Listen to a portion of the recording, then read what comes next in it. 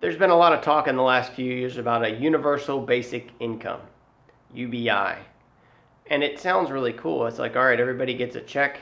That way we transition out of this current reality into the artificial intelligence, the AI reality, where a lot of the jobs may get replaced by computers and artificial intelligence.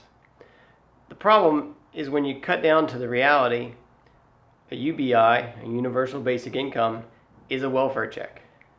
That doesn't make any sense for most people. Why do you need a welfare check? You've got a job, you're working hard, you're doing the right things. Why are we taxing everybody, because that's where it's going to come from, just to turn around and give it back to you in an income check? It's a silly concept. People talk about it like, oh, it's nice, I'd love to have an extra $1,000 a month that's just guaranteed. Well, yeah, we'd all like that, but it's going to come right out of your pocket, and because government is inefficient, they're going to have to take $2,000, screw up half of it just to give you $1,000 back. It's a flawed system. Welfare is only for those that need help, and that's certainly a different discussion for a different day.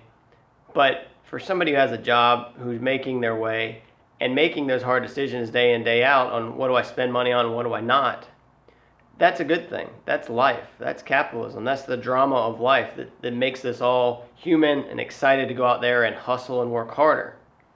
If we're all getting a handout, we're all going to get lazier. It's going to be like, oh, if I got a little bit more, I'm going to play more. And it's not going to help anybody, certainly not help society as a whole. Those welfare checks, the UBI checks, should only be given at all to those who are really in need, like an unemployment check or someone who really cannot get a job and survive on their own. I'm Justin Struble. I'm not a broker. I'm a fixer.